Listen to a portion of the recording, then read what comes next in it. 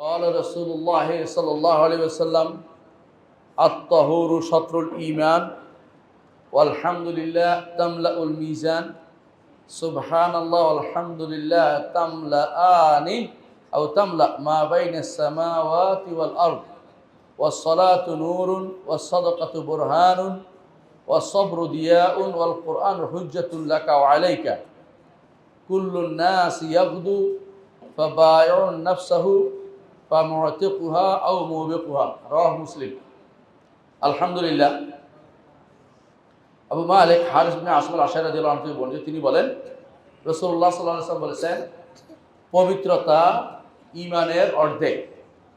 পবিত্রতা ঈমানের অর্ধেক। আলহামদুলিল্লাহ তামলাউল মিজান। আর আল্লাহর প্রশংসা আলহামদুলিল্লাহ বললে মিজান পূর্ণ হয়। না, আপনার মিজান তো পূর্ণ করা দরকার, তাই না? কি বলতে হবে? আলহামদুলিল্লাহ। ওয়া সুবহানাল্লাহ ওয়া আলহামদুলিল্লাহ তামলাআনি। সুবহানাল্লাহ আলহামদুলিল্লাহ দুইটা। সুবহানাল্লাহ আলহামদুলিল্লাহ দুইটা দিকেও বলে তামলাআনি, এই দুটোই পূর্ণ করে দেয়। আও তামলাউ, অথবা রাসূল বলছেন তামলাউ। কারণ আপনারা জানেন যে ফেল 2 বছর আনা যায়, 1 বছর আনা যায়, এই হিসাবে আছে। কি পূরণ করে দেয়? মা বাইনাস সামাওয়াতি ওয়াল আরদ, আসমানগুলো এবং জমিনের মাঝখানে যা আছে সব পূর্ণ করে দেয়। সুবহানাল্লাহ। তাহলে কি বলতে হবে? সুবহানাল্লাহি আলহামদুলিল্লাহ, সুবহানাল্লাহি আলহামদুলিল্লাহ, সুবহানাল্লাহি আলহামদুলিল্লাহ। যতবার বলবেন ততবার পূর্ণ হবে। বিশাল নেয়ামত। সুবহানাল্লাহি আলহামদুলিল্লাহ। আর একবার বললে কি হবে? আলহামদুলিল্লাহ বললে কি হবে? মিজান পূর্ণ হবে, মিজান পূর্ণ হয়ে যাবে। সুবহানাল্লাহ আলহামদুলিল্লাহ বললে আসমান এবং জমিনের মাঝখানে যতটুকু জায়গা একটু পূর্ণ হয়ে যাবে। এটা কোথায় যাবে শেষে? মিজানেই যাবে। এটা কোথায় যাবে শেষে? মিজানে। মিজানের পাল্লা ভারী। ওয়া সলাতু নূরুন, আর সলাত হচ্ছে আলো। সলাত হচ্ছে আলো। ওয়া সাদাকাতু, কি আলোটা কি বলেন তো? সলাত আলো কি? সলাত মানুষের অন্তরে আলো ফেলে, আল্লাহর পক্ষ থেকে নূর জাগ্রত করে, ঈমানি নূর জাগ্রত করে। যত সুন্দর করে সালাত পড়বেন তত বেশি আপনি আলোকিত মানুষ হবেন। আলোকিত মানুষ হচ্ছে এখন কি জানেন তো? যত দিন থেকে দূরে, শুধু দুনিয়া নিয়ে আসে ওরা আলোকিত মানুষ। যে ব্যক্তি মসজিদে অনবরত ইমাম যেই বছরের বছর ধরে কোরআন পাঠ করাচ্ছেন, সেই ব্যক্তি আলোকিত মানুষ। আলো দিচ্ছেন, আসল আলো তো এখান থেকে আসবে। আসল আলো তো এখান থেকে আসবে। সালাত নূর, ইমামতি করতেছেন বছরের বছর থেকে, সে ব্যক্তি আলোকিত মানুষ তৈরি করতেছেন। যে ব্যক্তি সালাত করতেছেন তিনি আলো পাচ্ছেন। সালাত নূর। ও সাদকাতু বুরহানুন, আর সাদকা হচ্ছে প্রমাণ। কিসের প্রমাণ? ঈমানের প্রমাণ। ঈমানের প্রমাণ। লোকটা যে ঈমান, আল্লাহর উপর ঈমান রাখে, ভাই টাকা পয়সা এমনি কাউকে দিতে চায় না। গরিবের দিলে দেয় একদম ছিঁড়াটা ইয়াটা। যদি কেউ দিতে পারে ভালোটা, বোঝা গেল সে মনে করে যে এইটা দিছি আরো ভালোটা পাবো। লান তানালুল বিররা হাত্তা তুনফিকু মিম্মা তুহিব্বুন, তাই না?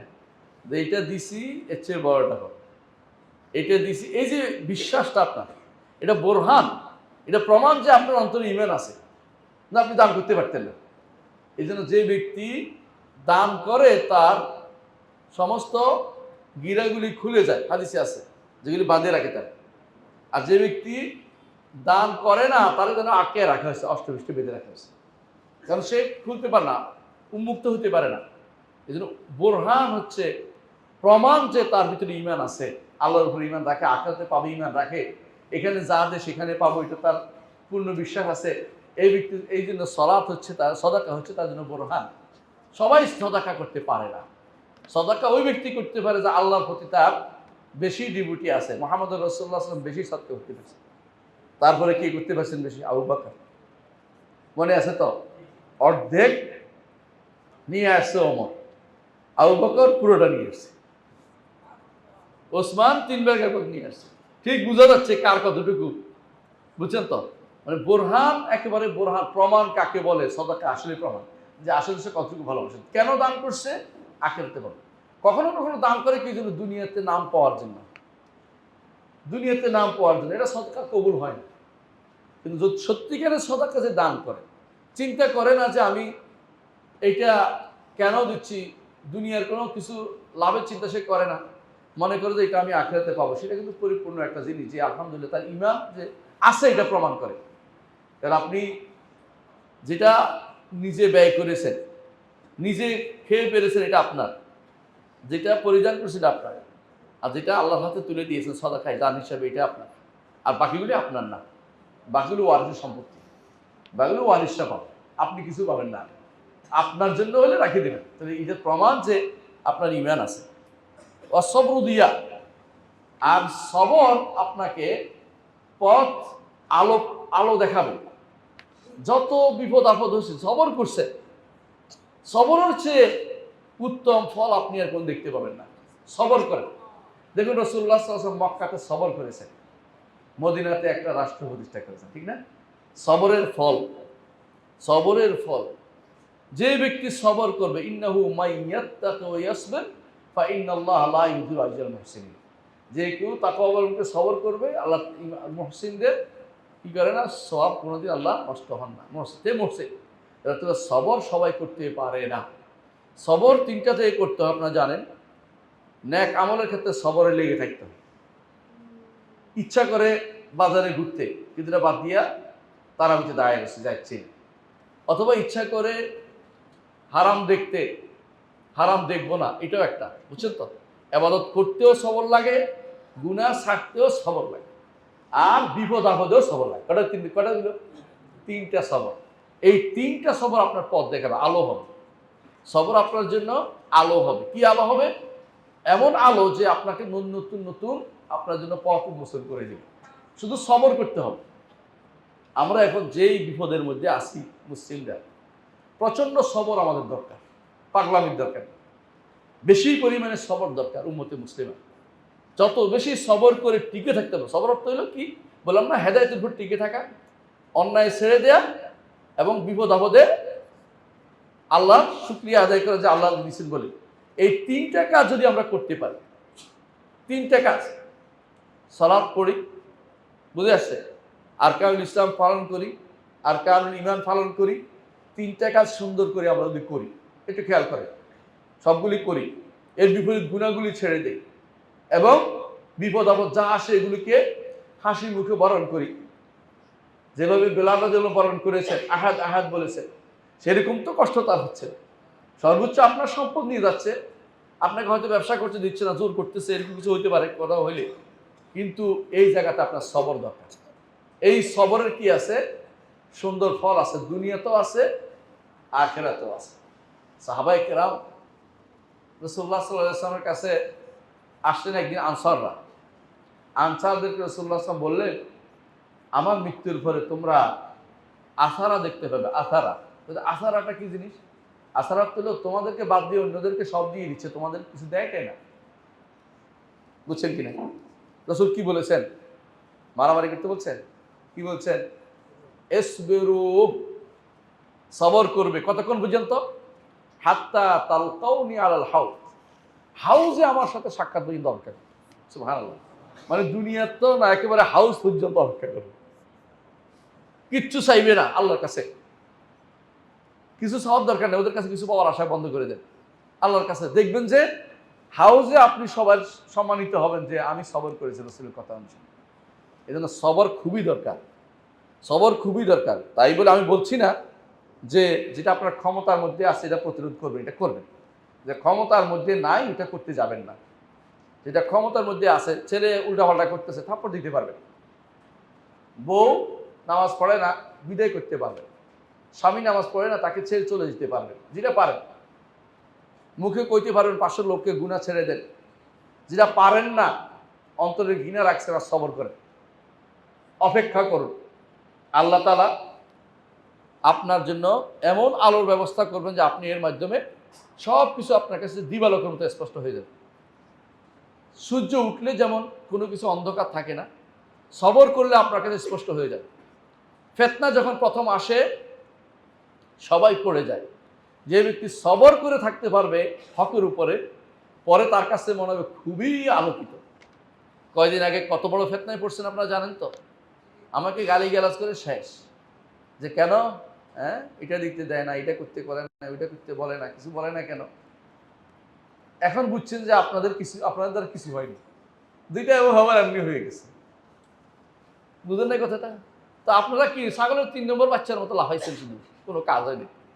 আপনারা যদি কোনো ঈমানের উপর থাকতেন, নেক আমলের উপর থাকতেন, কথা বুঝছেন কিনা, এবং সবরে থাকতেন, এবং দাওয়াতের মধ্যে থাকতেন, সূরা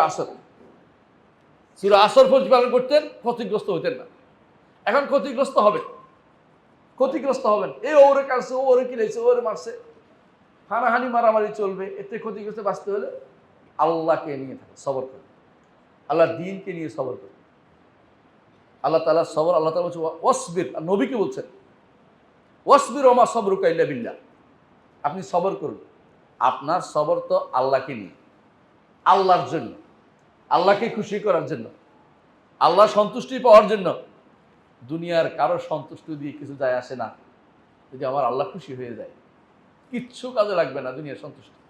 আর যদি আল্লাহ বেজার হয়, দুনিয়া সবাই সন্তুষ্ট লাভ রেখে লাভ নেই। কবরের আযাব, হাসর মাঠে শাস্তি, এরপরে শাস্তির কোনো শেষ হবে না। আর একটু সন্তুষ্টি থাকলে জান্নাতে যাবে। ওয়ারে দোয়া মিনাল্লাহ আকবার। সুতরাং সবরটা খুবই দরকার, সবরটা খুবই দরকার। এই যে সন্তানরা পড়ালেখা করতে দিচ্ছেন, সবর দেয় আপনার। মা কষ্ট করে রান্না করে দিয়ে যায় বাচ্চাকে, আপনি দিয়ে আসছে, নিয়ে যাচ্ছেন, সবর করে যাচ্ছেন বছর বছর ধরে, এটা সবর। এই সবর খুব দরকার। লেগে থাকা যে আমি আমার কাজটা করে যাব, আমি আমার সন্তানকে দিনদার বানাবো, আমি নিজে দিনদার হব, আমি কোরআন পড়ব, আমি পড়ার মধ্যে লেগে থাকবো। আমি এই সবর এখতিয়ার করেন, মরা মাত্রই ফলটা পাবে। কারণ আল্লাহ তাআলা ইন্নাল্লাযিনা ক্বালু রাব্বুনাল্লাহ সুম্মা ইসতাকামু তাতানাজ্জালু আলাইহিমুল মালায়েকা। ইস্তেকামত হচ্ছে সবর। আপনি বলছেন আমার রব আল্লাহ, কাউকে রব মানি না, কোনো তন্ত্র মন্ত্র মানি না, আমার দ্বীন ইসলাম, এবং আমার নবী মুহাম্মদ, আদর্শ হচ্ছে মুহাম্মদ সাল্লাল্লাহু আলাইহি ওয়াসাল্লাম। দুনিয়ার কোনো ব্যক্তি আমার আদর্শ নয়, কাফেররা আমার আদর্শ নয়।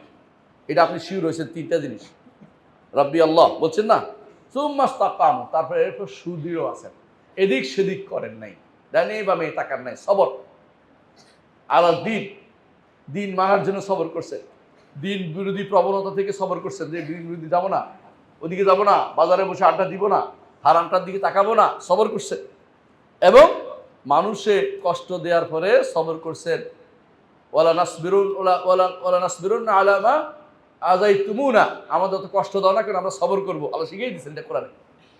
এরপরে মরবেন, কি হবে, তাতানাজ্জালু আলাইহিমুল মালায়েকা, ফেরেশতা নাযিল, আল্লাহ তাখাফু ওয়া লা তাহজানু, কোনো ভয় নাই, কোনো পেরেশানি নেই।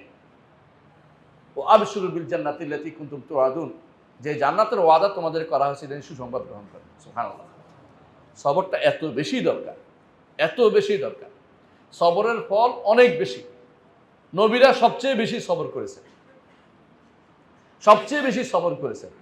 রাসূলুল্লাহ সাল্লাল্লাহু আলাইহি ওয়াসাল্লামের কাছে আসে সাহাবীরা, বললেন ইয়া রাসূলুল্লাহ, কাবার পাশে এসেছেন রাসূল, তখন মক্কা জিন্দেগিতে, ইয়া রাসূলুল্লাহ, আমাদের জন্য কি আপনি দোয়া করবেন না? খাব্বাব ইবনে আরাত রাদিয়াল্লাহু আনহু এসে বললেন, কি করতেছে আপনি, কি করতেছে এরা? রাসূল কি বললেন? সবর কর। তোমাদের আগে কোনো কোনো নবীকে আনা হয়তো, করাত দিয়ে 2 ভাগ করা হইতো, তারপরে তারা দিন থেকে বিমুখ হইতো না। কোনো কোনো ইমানদারকে করাত দিয়ে 2 ভাগ করা হয়তো, দিন থেকে তাদেরকে আলাদা করতে পারে নাই। তোমরা তো এত অবস্থা যাও না, এখন সবাই তো আর মরে যাচ্ছে না। সবর করো, দিনের উপর সবর করো। প্রতিবাদ যেটা করার ক্ষমতা আছে এটা করবে, না হলে কি করতে হবে? সবর করতে হবে। শরীয়তের বিধান এটা, যে সবরটা খুবই দরকার। অনেক কিছু উড়ে নিয়ে যাবে, এই করবে সেই করবে, সব করে থাকেন, সবর করেন, আল্লাহ তাআলা উত্তম প্রতিদান দিবেন আপনাকে ইনশাআল্লাহ। ওয়াল কোরআন হুজ্জাতুল লাকা, কোরআন যদি পড়েন, আমল করেন, আপনার পক্ষে প্রমাণ হবে। কারণ হাসরের দিন কোরআন সাক্ষ্য দিবে। লাকা বুঝছেন তো, কোরআন আসবে, কোরআন সাক্ষ্য দিবে। রাসূলুল্লাহ সাল্লাল্লাহু আলাইহি ওয়াসাল্লাম বলেছেন, সাওম যেভাবে সাক্ষ্য দিবে, কোরআন আপনার জন্য সাক্ষ্য দিবে। কোরআন কিভাবে সাক্ষ্য দিবে, কোরআনটা কি পদ্ধতি সাক্ষ্য দিবে আমাদের জানানো হয়নি, আমরা সেভাবে বিশ্বাস করি। সাওম যেমন এটা হলো একটা মানবী জিনিস, মানে দেখার দৃশ্যমান জিনিসটা, কিভাবে সাক্ষ্য দিবে জানি না, ঠিক কোরআনও কিভাবে সাক্ষ্য দিবে জানি না। কোরআন সাক্ষ্য দিবে আমার পক্ষে। যদি ভালো কাজ করে থাকি কোরআন সাক্ষ্য দিবে, কোরআন সাক্ষ্য দিবে। এমনকি সাক্ষ্য দিবে নয়, সুপারিশও করবে, সুপারিশও করবে। হাদিসে আসছে সুপারিশও করবে। তো কোরআন সুপারিশ করবে, এমনকি লেগে থাকবে। আরেকটা হাদিসে আসছে কোরআনের দুটি সূরা সম্পর্কে বলা হয়েছে, বাকারা এবং আলে ইমরান। বাকারা এবং আলে ইমরান, আমি আমার ওজিফার মধ্যে বাকারা আলে ইমরান দেওয়ার চিন্তা করছি, মনে মধ্যে ভাব, শেষে দেখি ওজিফা যে ছাপাবে সে কয় এত বড়টা দিয়ে তো কেউ নিবে না, সুতরাং আপনারটা ছাপা নেই সে। মানে অথচ বাকারা আলে ইমরান এত গুরুত্বপূর্ণ সূরা, হাদিসে আছে যে দুই ঝাঁক পাখি এর মতো আসবে, দুইটা পাখির মতো ঝাঁক হিসেবে আসে, তাহুজ্জান, অর্থাৎ এই ব্যাপারে না আমাকে এটা দিতে হবে, আমারও করছে, এরা আমার ছাড় দিতে হবে, লেগে থাকবে যতক্ষণ না তারে জান্নাতে না নিতে পারে। তাহলে এই সুযোগটা নেওয়া দরকার যে আমরা সূরা বাকারা আলে ইমরান পড়ি। আরো উপকার আছে যদি সূরা বাকারা ঠিকমতো পড়তে পারেন। রাসূল কি বলেছে শুনেন, লা তাস্তাতিউ আল বাতালা, জাদু করে জাদু কাজ হবে না। আজকাল জাদুর ভয়ের রোকিয়া করতে করতে পাগল হয়ে গেছেন, অমুকের কাছে দৌড়াদৌড়ি করতেছেন। আপনার সামনে সূরা বাকারা আছে, পড়া শুরু করেন, পুরোটা পড়তে পারেন না, সারাদিন পড়তে থাকেন, গদ্দুর পড়েন, মুখস্থ করান। বাচ্চাদেরকে প্রথম সূরা বাকারাটা আগে মুখস্থ করাই ফেলে, যে বাচ্চাদের পড়া তো ফুঁফা দিতে পারবো না, এত সময় নেই, ওরা নিজেরা দেখ, পড়লেই কাজ হবে, ফু দেওয়া লাগবে না। যদি কোনো সূরা বাকারা পড়তে থাকে প্রতিদিন, তারকে কোনো জাদু কাজ করবে না, কালো জাদু আর লাল জাদু কোনো কাজ করবে না। এটা বিশাল ঘটনা, আপনারা জানেন মদিনাতে এক ব্যক্তিকে এরকম জাদু করতে বলা হয়েছে। তো যতই জাদু করে এই লোকের উপর জাদু পড়ে না, এই লোকের জাদু পড়ে না, তার কন্যার উপর জাদু করছে, জাদু হয় না। কেন জাদু হচ্ছে না? পরে খোঁজ নিয়ে দেখছে, জাদুকর নিজেই গেছে খোঁজ নিতে, আপনি কি করেন? আমি কিছু করেন, সকাল বিকেল কি করেন, আমরা তো আপনার আশেপাশে ঢুকতে পারি না। বলে কি করো? না বলেন না। তো বলছে আমি তো সূরা বাকারা পড়ি, আর কিছু করি না। এই জন্যই তো আসতে পারি না। মানে সূরা বাকারা এমন যে আপনি কেউ আপনাকে করতে পারবে না, কারণ এটা বিশাল জিনিস আপনার জন্য। এটা চারপাশে একটা ব্যূহ তৈরি করে যে এখানে কেউ ঢুকতে পারে না। এই জন্য আপনার পক্ষে কাজ করবে কোরআন। কোরআন আপনার পক্ষে কাজ করবে যদি আপনি আমল করে থাকেন, তার পক্ষে কাজ করবে। পড়ছেন তাও সাক্ষ্য দিবে। তাহলে কোরআন আপনার লাভ আল্লাহ, 1 হরফে 10 নেকি, লসের কিছু নাই। কিন্তু আমরা কোরআন ছেড়ে দিয়েছি, দাস ক্যাপিটাল পড়ি, হ্যাঁ, এমন সাবজেক্ট পড়ি যেগুলি কোরআন বিরোধী, শরীয়ত বিরোধী, সেগুলি পড়ার জন্য ব্যস্ত হয়ে পড়ি। কোরআন ঠিক মতো পড়ি না। কোরআন পড়া দরকার, অর্থ বোঝা দরকার। প্রতিদিন সালাফরা সকালে থেকে শুরু করতেন। যে আমি একজনকে জানি, তিনি তাফসির লিখছেন ইতিমধ্যে কিছুদিন আগে, শেখ বিন বাজের ছাত্র, তিনি একটা তাফসির লিখছেন আরবিতে, আমাদের কাছে গিফট দিয়েছে, কদিন আগে পড়লাম। তার ছেলে লিখতেছেন যে তার বাবা ডেইলি 1 খতম কোরআন পড়তেন। সুবহানাল্লাহ। এটা পড়ার জন্য আর বুঝার জন্য তিনি দার্সে বসে থাকতেন। আমাদের এটা হয় না, আমরা কিছুক্ষণ শুয়ে থাকি, কিছুক্ষণ হাঁটতে থাকি, বাজারে যেতে থাকি, গল্প করতে থাকি, কোনো কাম নাই, বোর সাথে ঝগড়া করতে থাকি, এগুলো হচ্ছে অন্যায়। মানে কোনো কিছু না থাকলে মানুষ বললে ঝগড়া করে, কাজে ব্যস্ত থাকবেন যেখানে বউ আপনার কাজের প্রতি সহযোগিতা করতেছে। আর আপনি যদি কোনো নিজের দিন থেকে দূরে সরে যান, আপনি কারো সহযোগিতা পাবেন না। বরং সলফে সালিন বলতেন, আমি যখন গুনাহ করি তখন আমি দেখি যে আমার ঘোড়াও যেন আমার লাথি দিচ্ছে, আমার ঘোড়াও আমার যেন লাথি দেয়। মানে বুঝতে পারি যে আল্লাহর অসন্তুষ্টি আমার উপর দিয়ে চলে আসতেছে গুনাহ করলে। এদের ইমানদার গুনাহকে এত বেশি ভয় করে কেন? যে এটা আমার বিপক্ষে চলে যাবে। সেই জন্য বলতেছি, কোরআন আপনার পক্ষে প্রমাণ, আও আলাইকা, অথবা আপনার বিপক্ষে চলে যাবে। বিপক্ষে কখন? বিপক্ষে সাক্ষ্য দিবে, ইয়া রাব্বি ইন্না কওমি ইত্তাখাযু হাযাল কুরআনা মাহজুরা, এরা এই কোরআনকে পরিত্যাগ করেছে আমার কওম। তো কোরআনকে যদি আপনি পরিত্যাগ করে বসেন, তাহলে কোরআন আপনার বিপক্ষে চলে যাবে, সাক্ষ্য দেবে। কোরআন পড়েছেন, উপর বিপরীতটা আমল করেছেন, আপনার হুজ্জত প্রমাণ হয়ে গেছে, আপনি কোরআন পড়েও মানেন নাই, শরীয়ত মানেন নাই। আল্লাহ শরীয়ত মানতে হবে কিনা আপনারা কি বলেন? মুস্তাহাব না ফরজ? আল্লাহ শরীয়তের মধ্যে এখন যা যা দুনিয়াতে এখন আছে বিধিবিধান মানুষের তৈরি করতেছে, শরীয়ত কয় % আছে কত? হ্যাঁ, 50% আছে, 30%, 20%, 10%ও নেই। তাহলে আল্লাহর শরীয়ত কিভাবে থাকবে? আমি শরীয়ত পড়লামই না, জানলামই না, কোরআন পড়লামই না, পড়ার ব্যবস্থাও করলাম না। এমন এক শিক্ষা ব্যবস্থার উপরে আমাদেরকে ব্রিটিশরা রেখে গেছে, যে শিক্ষা ব্যবস্থার কারণে আমরা আর কোরআন পড়তে পারি নাই। অনেকে বৃদ্ধ হয়ে গেছে, কোরআন পড়তে পারে না, দুর্ভাগ্য তার জন্য। অনেক কিছু হয়েছে, ডক্টর হয়ে গেছে, ফক্টর হয়ে গেছে, কত কিছু হয়ে গেছে, হ্যাঁ, বিশাল বিশাল ডিগ্রিদারি হয়েছে, দুনিয়া কামাইতে পারতেছে, কোরআন পড়তে পারে না। আপনার লাভ কি হয়েছে? আপনি দুনিয়ার শয়তানের আপনি এটা দোষর হয়েছে, দুনিয়ার সেবক হয়েছে, জান্নাতে যাওয়ার পথ পান নাই আপনি, আপনি জান্নাতের পথকে হারিয়ে ফেলেছেন। আপনার তো দরকার কোরআনের সেবক হওয়া, কোরআন যেভাবে বলছে সেভাবে চলা।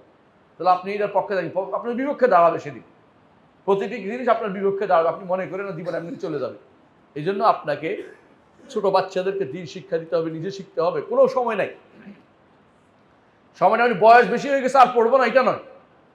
আমি একজনকে জানি, আমাদের পাশের গ্রামের ধর্মপুর গ্রাম, আমাদের অনেকে ছিল, তিনি মক্কা গেছিলেন, মক্কা যে হজের সময় দেখে যে মানুষই পড়ে, উনি পড়তে পারে না কোরআন। দেশে ফিরে এসে এক কানি জমি বিক্রি করে কোরআন পড়ে তারপর মরছে পুরা।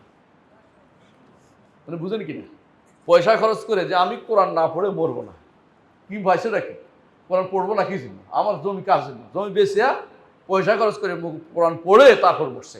আমি ওটা বলে আপনার হচ্ছে সত্যিকারের বেটা। এটা এরকম আজম হইতে হয় যে আমি কোরআন পড়তে পারবো না কেন, পড়বো না কেন, যে আমার আল্লাহর বাণী, যার কাছে ফিরে যেতে হবে, যার কাছে ফিরে যেতে হবে। কোরআন আপনার পক্ষে অথবা আপনার বিপক্ষে যাবে, আপনি এখনই সিদ্ধান্ত নিন কোরআনকে আপনি কোথায় রাখবেন। কুল্লুন না আসিয়া বুধু, প্রতিটি মানুষ এই সকালবেলা বের হয়, বের হয় না, সকালবেলা বের হয়, বা নাফসাহু, নিজেকে বিক্রি করে দেয়, নিজেকে বিক্রি করে দেয়। বিক্রি করে দিলে কি হয়? দাস হয়ে যায়, তাই না? সকালে যখন আপনি বের হন তখন আপনি দুনিয়ার কাছে নিজেকে বিক্রি করে দিচ্ছেন। এখন আমি সিদ্ধান্ত নেবেন কিভাবে আজাদ করবেন এটাকে, নাকি আপনি মৌবিক ধ্বংসের মধ্যে থাকবেন। আপনি সিদ্ধান্ত নেন। সকালবেলা যখন আপনি বলবেন রাদিতু বিল্লাহি রাব্বান অবিল ইসলামি দীনান অবি মুহাম্মাদিন নবিয়্যা, আল্লাহকে রব হিসেবে মেনে সন্তুষ্ট, মুহাম্মদকে নবী হিসেবে মেনে সন্তুষ্ট, ইসলামকে দিন হিসেবে সন্তুষ্ট, আলহামদুলিল্লাহ, জান্নাতের একটা কার্ড হলো। সত্যি মন থেকে বলছেন কিনা দেখেন, সারাদিন তো হলে এটার উপর চলেন, আল্লাহকে রব মেনে চলবো, কবরের দিকে সিজদা করবো না, কারোর কাছে কিছু চাইবো না, কারোর কাছে হাত পাতবো না, হ্যাঁ, মাজারে কিছু করতে পারে না, মাজারে কিছু করতে পারে না, মাজার ওয়ালা বিপদে আছে, মাজার বানানো জায়েজ নাই, মাজার বানানো জায়েজ নাই, কবর বাধাই করা জায়েজ নাই, এক হাত উপরে উঠানো, এক বিঘত উপরে উঠানো কবর জায়েজ নাই, এক বিঘতের উপরে উঠানো কবর জায়েজ নাই, নাম লেখা জায়েজ নাই, কবরের দিকে ফিরে সালাত পড়া জায়েজ নাই। আমি সারাদিন আল্লাহর তাওহীদকে কিভাবে সংরক্ষণ করতে হয় সেভাবে আমি চলবো। তাহলে আপনি মরতেকুহা, আপনি দিনকে বরবাদ, একটা দিন বিক্রি করছেন না, আজাদ করে ফেলছেন, দিনটা আপনার পক্ষে যাবে। আপনি যেন দাস মুক্তির কাজ করেছেন, নিজেকে মুক্ত করেছেন। দাস হয়েছিলেন, দুনিয়ার দাস হয়েছেন, এখন মুক্ত হয়ে গেছে। সকালে সলাতের পরে আজকারগুলি পড়বেন, আছে না, এখানে দেখছেন পিছনে আছে। সলাতের পরে নয়, এরপরে বসে বসে দিনের আজকারগুলি পড়ে ফেলবেন, সকালের আজকারগুলি অর্থ সহ দিয়ে আছে, পড়ে বুঝবেন। সারাদিন দেখবেন যে যখনই বলতে যাচ্ছেন বলবেন যে না, আমি তো একটু আগে বলে আসছি আল্লাহর কাছে, উল্টাটা করতে পারবো না, উল্টাটা করতে পারবো না, কথা বুঝছেন। বিকালে আবার করবেন, রাতের বেলা আবার ঠিক করবেন, রাতে অন্যায়টা করতে পারবো না। কখন অন্যায় করবেন? আমার সাথে ওয়াদা করে আছে, আমি ওয়াদা করছি আমার আল্লাহর সাথে, আমি ওয়াদা করছি না খালাউ ওয়া নাতরুকু মা ইয়াহজুরুকা, কেউ আপনার সাথে ফাসেক ফাজির হলে তার সাথে সম্পর্ক রাখি না, সম্পর্ক আমি ছেড়ে দেই। হ্যাঁ, এই ওয়াদা করছেন কিনা আপনি? প্রতিদিন করেন কিনা? রাতে করলে দিনের বেলা উল্টেটা করেন, কি করে? আপনি ওয়াদা খারাপ করতেছেন। আপনাদের মুনাফিকের আলামত পাওয়া যাচ্ছে, মুনাফিকের আলামত পাওয়া যাচ্ছে। এই জন্য আপনি দিনে আপনি নিজেকে কি আপনি ধ্বংস করবেন না নিজেকে মুক্ত করবেন, আপনার উপর দায়িত্ব রয়েছে। একজন মানুষ আল্লাহর নীতি অনুসারে চললে, আল্লাহকে রব মানলে, আদর্শ হিসাবে মুহাম্মদ রাসূলুল্লাহ সাল্লাল্লাহু আলাইহি ওয়াসাল্লামকে নিলে, রসুল এই কাজ করেছেন এটা শুনবো, রসুল এই কাজ করতে শুনবো, তাদের মতো হবো না তথাকথিত কোরআনী ফেরকা, রসুলের আদর্শকে তারা গ্রহণ করে না। নিজের মন মতো চলে, এটা হাওয়া প্রবৃত্তির অনুসারী, তারা কাফের, ইমানদার না। রসুলকে যে ব্যক্তি রসুলের আদর্শ নিবে না, সে ব্যক্তি ইমানদার না। কথা বুঝছেন তো? রসুলের হাদিস নিবে না, সে ব্যক্তি ইমানদার না। সহজ কথা মনে রাখবেন, রসুলের হাদিস আমল করে নাই, সে ব্যক্তি দুর্বল ইমানদার। কিন্তু নিবে না সিদ্ধান্ত নিলে কাফের, নিবে না সিদ্ধান্ত নিলে কাফের। কোনো ব্যক্তি রসুল একটা পছন্দ করতেন, সে বলছে যে এটা কেমনে হইলো, সে ব্যক্তি কাফের হয়েছে। রসুল পছন্দ করছে, আপনি কেমনে হওয়ার জিনিসটা আর নাই, কেমনে হওয়ার জিনিসটা আপনি আর বলার দরকার নেই, বলবেন না আপনি কোনোদিন। তাহলে 2 নম্বর। 3 নম্বর, আপনি ইসলামকে আপনার আদর্শ, ইসলামকে আপনার একমাত্র দিন মনে করবেন। দিন মানে কি? মতবাদ। দিন মানে আদর্শ, দিন মানে চলার পথ, দিন মানে হচ্ছে জীবন বিধান, যা বলেন সব মানে ইসলামের উপর আমার থাকতে হবে। মরলেও বিসমিল্লাহ আলা মিল্লাতে রাসূলিল্লাহ, তাই না? আলা উম্মতে রাসূলিল্লাহ। আর যদি জীবিত থাকি আলা হাদি রাসূলিল্লাহ, রসুলের আদর্শের উপর চলতেছি। ইসলামের উপরে জীবন, ইসলামের উপর মরণ। রসুল দোয়া করতেন, আল্লাহ আমাকে জীবিত অবস্থায় ইসলামের উপর রাখুন, আমার দাঁড়ানো অবস্থা ইসলামের উপর, শোয়া অবস্থা, বসা অবস্থা ইসলামের উপর রাখুন। ইসলামের উপর থাকা ছাড়া কোনো পথ নাই। সার্বক্ষণ চিন্তা করবেন, মাথায় রাখবেন ইসলামের উপর থাকতে হবে, তাহলে দেখবেন যে অন্যায় করতে পারছেন না। এই হাদিসটি আরও ব্যাখ্যার দাবি করে, আমি শুধু শেষের অংশ ব্যাখ্যা করলাম, প্রথম অংশ ব্যাখ্যা করি নাই, কারণ প্রথম অংশ অনেক লম্বা জিনিস। পবিত্রতার উপরে যদি কোনো আলোচনা করি অনেক লম্বা টাইম লাগবে। শুধু একটুকুই বলবো, আত্মিক পবিত্রতাও দরকার, অন্তরের পবিত্রতাও দরকার, আর কি দরকার? শারীরিক পবিত্রতাও দরকার। এই 2 পবিত্রতা ইমানের অর্ধেক। কারণ আপনি জানেন যে এই ইমান যদি ঠিক রাখতে হয় পবিত্র থাকবে। সালাত লাগে না? সালাত ছাড়া ইমান হয়? হয় না। কোরআন তেলাওয়াত করতে পবিত্রতা লাগে না? লাগে কিনা?